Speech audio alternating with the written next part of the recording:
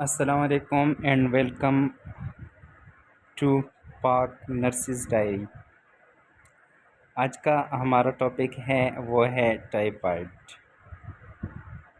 सबसे पहले इस टॉपिक में हम देखते हैं कि टाइफाइड क्या होता है, उसका कॉजेज़ क्या होते हैं, उसके सिम्टम्स क्या होते हैं और उसका जो है डायग्नोस्टिक क्राइटेरिया क्या है और उसका ट्रीटमेंट भी हम देखेंगे। Typhoid fever is a systemic infection caused by a bacteria Salmonella typhimurium। Typhoid जो है ये सिस्टेमिक इन्फेक्शन है जो कि किससे कॉज होता है, सल्मोनेला टाइफी से। Typhoid fever also known as enteric fever, इसको एंटेरिक फीवर भी कहलाया जाता है। It occurs usually through ingestion of contaminated food and water। ये ज़्यादातर जो हम कंटेमिनेटेड जो गंदा खुराक है, गंदा पानी है, उसकी वजह से जो है लग जाता है।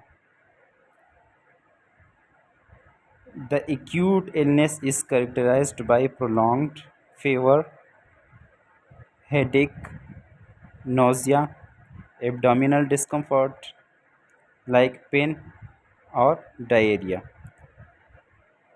टाइफाइड में जो है इसमें प्रोलॉन्ग बुखार होता है, फीवर होता है, सर का दर्द होता है, नोज़िया होता है, पेट जो है वो डिस्कम्फर्ट होता है और इसके साथ साथ जो है पेन के साथ जो है वो डायरिया भी होता है। It spread among individual bye direct contact with faeces of infected person. मतलब कि ये डायरेक्ट कॉन्टेक्ट की वजह से फैल सकते हैं। कैसे कि ये देहातों में जो है लोग वो ये चश्मों वगैरह इनसे ओपन एरिया में पानी रखते हैं, या तो किसी पर्सन ने जो है उस पानी को हाथ लगाया, या जो है किसी ने फीसेस पास की है और वो जो है वो रन करते उसी पानी में मिल गया और वो पानी जो है वो फिर लोग यूज़ करते हैं, या कोई ऐसी कान गंदे उसने जो है वो वॉशरूम अटेंड किया, उसने जो है हाथ साफ़ नहीं किया, उसी में से खाना बनाया, तो ये भी उसको ट्रांसफ़र कर सकते हैं दूसरी पर्सन में। और इस तरह जो है या तो डायरेक्टली किसी वॉशरूम अटेंड करके किसी से हाथ मिलाया और उसी ने हाथ साफ़ नहीं किए, तो मतलब पुअर हाइजीन भी इसको लीड कर सकता है।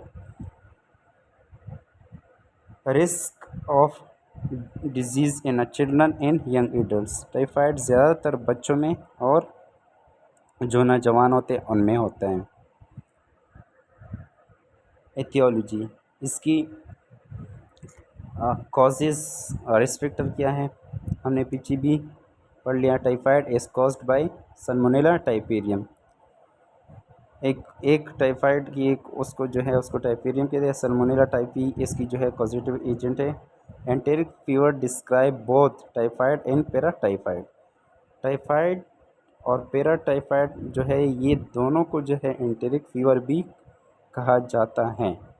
Typhoid cause due to injection of contaminated food और वाटर। पीछे भी मैंने जिक्र किया कि कंटेमिनेटेड फूड और वाटर जो है उसमें अगर जरासीम है, ये जो ऊपर मेंशन है सल्मोनेला टाइफी वो जरासीम है और वो जो है हमने खा लिया, तो इससे जो है टाइफाइड हो सकता है। क्लिनिकल फीचर्स, टाइफाइड में वो कौन से इलामात है जो कि देखने को मिलते हैं। इंक्यूबेशन पीरियड इसका जो है तकरीबन वो 7 दिनों से लेके 21 दिनों तक है। इंक्यूबेशन पीरियड मतलब कि डिज़ीज़ को एक्सपोज होने से लेके फर्स्ट साइन सिम्टम तक जो ड्यूरेशन है इसको इंक्यूबेशन पीरियड है। Depend on age, health and acidity. Age पे और हेल्थ और एसिडिटी भी डिपेंड करता है।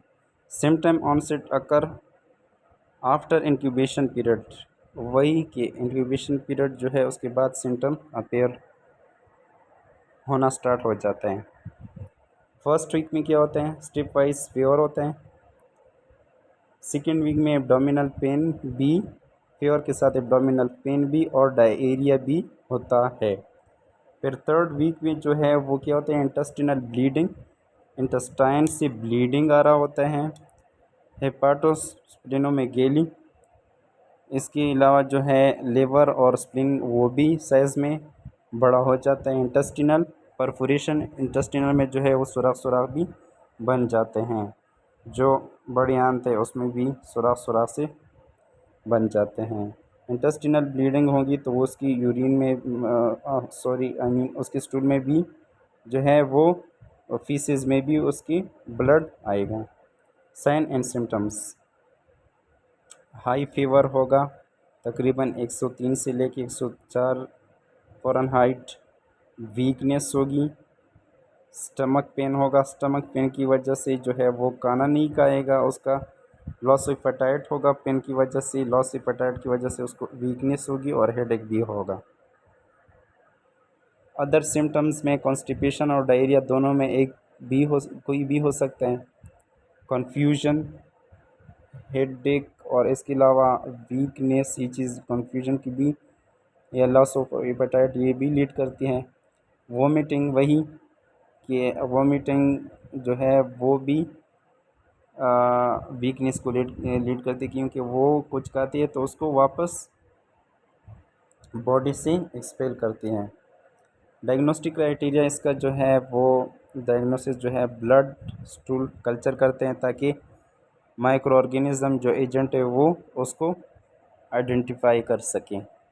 सीबीसी टेस्ट, अगर इन्फेक्शन है तो वो सीबीसी में पता चल जाएगा, जैसे कि अगर वाइट ब्लड सेल्स ज़्यादा होंगे, इसके अलावा जो है या तो ब्लीडिंग होगी तो वो भी, हेमोग्लोबिन, इंटेस्टिनल ब्लीडिंग होगी, हेमोग्लोबिन, रेड ब्लड सेल जो है वो भी कम देखने को मिलेंगे। और वाइटल टेस्ट भी परफॉर्म करते हैं टाइफाइड में। थैंक यू सो मच, ये था टाइफाइड। एंड स्टे विद पाक nurses diary for more videos. तब तक टेक केयर, अल्लाह हाफिज़।